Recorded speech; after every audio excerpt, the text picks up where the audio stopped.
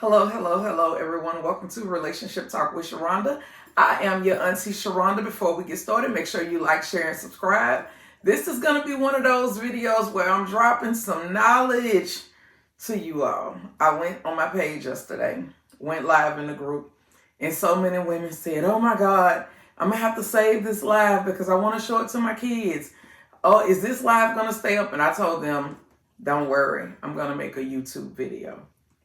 You don't have to worry about it. I'm going to make a YouTube video and I'm going to say some things to our daughters that you may not be able to tell your daughter directly, but she may hear it differently coming from Auntie Sharonda." Okay? Let's talk about it. On Facebook, I'm in marriage groups, relationship groups, and all of this kind of stuff. And one thing that is constant across the board is young people are getting married, and a lot of times we have not equipped them for certain things that's going to go on in life, in marriage, in long-term relationships, right? First of all, the world that we live in today is not the world that we grew up in. So that means that we have a responsibility, especially to our daughters, okay, to train them up for the world that we're living in today. And I'm not talking about training them up to be, city girls. I'm not saying that, right? But I am saying we have to train them that nobody's going to come and save them. If you talk to them like that and let them know, look, when I was growing up and I turned 18, my mama let me know. She told me out of her own mouth, she said, when you turn 18, ain't nobody got to do nothing for you. You are considered to be an adult. You are considered to be legal. Anything that anybody does for you is because they love you. It's because they want to. See, my mama always reminded me every day that she wasn't promised to be here. She reminded me every day that one day her eyes would close. And I had no idea that she would die when I was in my 20s, right? But she always reminded me that when you turn 18, ain't nobody got to do nothing for you. Anything they do for you is because they love you. All of the decisions that you make, they will be your decisions, whether they're good decisions or whether they're bad decisions. You're going to live with your decisions. In other words, whatever bed you make for yourself, you will lay in it. And ain't nobody coming to save you. She never made me feel like people wanted me moving back in their house. She never made me feel like people wanted me to come back with a family full of children, because she let me know, don't nobody want to be bothered with all that. People got their own issues and their own problems and stuff going on. You think people want you to come and move in with them with all your baggage? Who want to sign up for that? Nobody wants to sign up for that. Whatever people do for you, they do it out of love, but it ain't necessarily something that they enjoy. So she always was realistic with me. Even with me going to my friends' houses and stuff like that, she'll let me know, look, no, you ain't going this weekend. You ain't about to wear out your welcome. See, we don't talk like that to our kids today. Our kids today don't know nothing about wearing out a welcome. They will be at people's house from the moment them people open their eyes up to the moment them people go to sleep at night. And nobody will say nothing because we hadn't taught our children about wearing out their welcome. But there is a such thing as wearing out your welcome. Okay? So I'm going on to say this here. The young men today are not taught to be provider males. They are taught to look out for themselves. They are taught that it's okay to abandon responsibility. It's fine. Or I'll just send my child support, but I don't have to necessarily be active. I could go on with my life. So this is what I want you to tell your daughters. I'm not telling young people not to get married. I'm not telling them not to start families. I'm not telling them any of that because I think that's what we were put here to do, right? But what I'm going to tell you first is make sure you can stand on all 10 for yourself. Meaning, when you get over there and you decide that you're going to be with this person, whether y'all married, not married, living together, not living together, whatever it is y'all deciding y'all going to do, make sure you can stand on all 10 for yourself. Meaning, make sure that you can be self-sufficient to take care of you. This ain't about mama. This ain't about daddy. This ain't about nobody but you as an adult. Can you stand on all 10 for yourself? You need some type of post-secondary education. You need a trade, a skill set, whether it's whatever, doing hair, nails, truck driving, nursing, whatever. You need some type of degree. You need something that you can do to bring in an income to take care of yourself. You need that. This is not an option. You have to have it.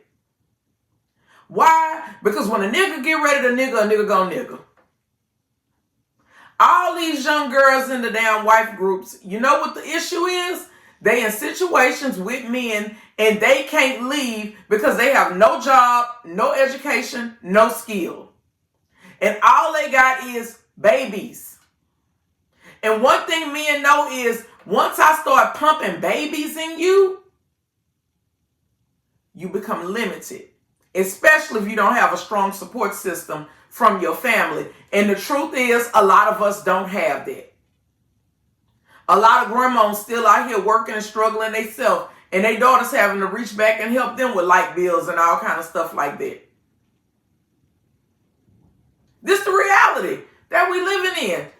I told them in the group, I remember when I was married, had been married over 10 years. I was married. Probably, let's see, 99. It was over 10 years. I was having Madison. That was my third child. And my mama knew how bad I wanted a son. Because every time I was like, this is going to be my boy. This one going to be my son. Every time it was a girl. When I was laying in the hospital having Madison, and my husband had stepped out of the room, because he was my then husband then. He had to step out the room. She said, let me tell you something. This a wrap on this shit. Don't have no more babies. You ain't got no boy, don't worry about it. That's how Madison name became Madison Spencer Parker. Because I wasn't going to try to have any more sons or kids to try to have a boy. To be able to have a junior. So that's why she is Madison Spencer. Because my mama let me know she was going to be Madison McKenzie. But when my mama talked to me, I was wise. I took heed to what she said. Because she let me know it ain't hard to find somebody that'll help you out with a couple of children. But when you get to having 3, 4, 5, and 6 children, ain't nobody signing up for that shit. Ain't nobody signing up for that. And all of my children are for my ex-husband. But the point that I'm making is talk to your daughters and let them know, especially the ones that ain't married.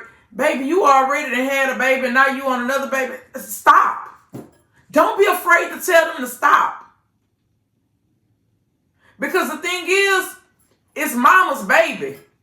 When I'm saying mama's baby, meaning you gonna bear most of the responsibility. You gonna be at the doctor. You're going to be at the school. You're going to be ripping and running back and forth with sports and all of this other kind of stuff like that.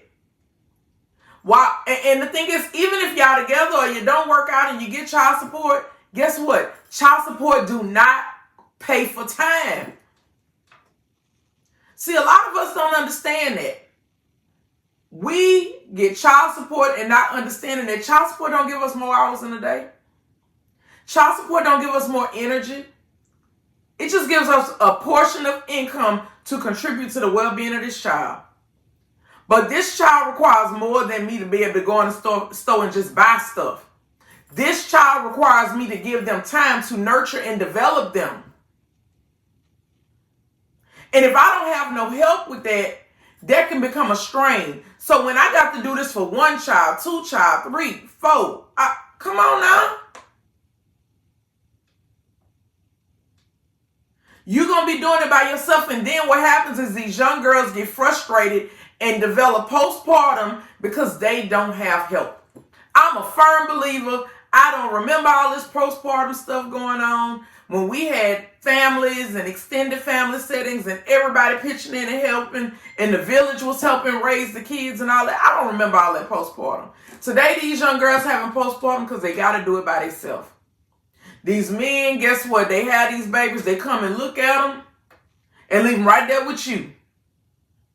I don't see too many young boys. I'm not saying that they're not in their kids' lives, but what I'm talking about, I don't see a lot of them bearing the full responsibility of what it takes to nurture and develop children. And it wasn't intended for them to do it, honestly, because they're supposed to be the ones out there working and making sure that you are able to be home to be able to do it. That's the way it's intended to be set up. But we know it ain't set up like that today. And we know that everybody got to get out here and go to work and get it. We know that. So, I was listening to the ladies in the married group, and a lot of them, these young girls in there talking and complaining and upset about their life. And all these older women going to say is leave. Leave. You need to leave. Leave and do what? Leave and go where? With what? With children, no education, no plan, no nothing. And what you going to do? Leave and do what? Go back to your family and bring all of your decisions, whether they good or bad, back to your family to have to fix it? No, how about we be proactive and we start doing some things from the beginning and putting things in place. So guess what? I'm self-sufficient. I can take care of myself if I decide to have a baby. Then, and he decides not to be a part of whatever, and it don't work out between us, I can still take care of myself and my baby. And I don't have to stay in nothing that brings me down, that keeps me depressed, that keep me worried, bothered, aggravated. I ain't got to stay in nothing that's constantly disrespecting me. I don't have to stay there and feel stuck in it because I'm self-sufficient.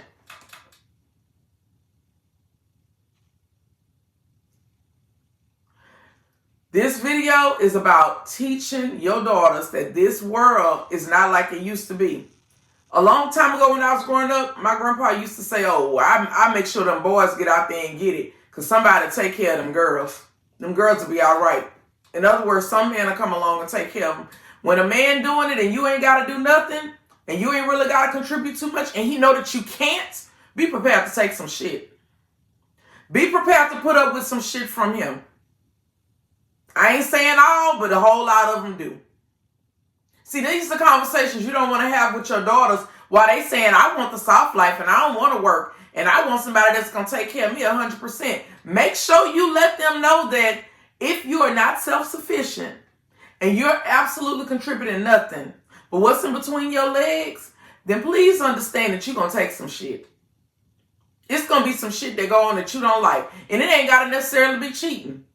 It could be his disrespectful ass mama, family. It could be whatever habits he got. It could be him being controlling. You're going to take some shit. I don't know too many people. Let me say something. When you ain't making no money and you ain't contributing nothing, you lose your voice. In any situation you in, when you ain't a contributor, you don't have a voice. Your voice is taken from you when you're not a contributor. Don't nobody want to hear nothing from nobody that's broken and ain't got nothing. But when you bringing in something and you're a contributor, guess what? I remember they used to say, I pay the cost to be the boss. Well, guess what? When we both are contributors and we both have voices and we can both say what it is we like and what we don't like. Because when you're not a contributor, don't nobody want to hear what you got to say. This is stuff that your parents don't want to tell you, little girl. Get out there and go make a way for yourself in this life. And then worry about the babies. Up until then, please be sexually responsible. I ain't going to tell you not to have sex, but I'm going to tell you to be responsible. Ain't nobody coming to save you. I don't care what your family done told you. Even if you got to go back to them, they ain't necessarily thrilled about it. Because grandmothers today do not want to be at home sitting down rocking no babies. They want to be outside too. And that's the truth. They want their little boo thing to be able to come over too. And they ain't trying to have all your damn babies in the bed with them. That's going to wrap me up for today, y'all. You all be blessed. Make sure you like, share, and subscribe. Have a great day.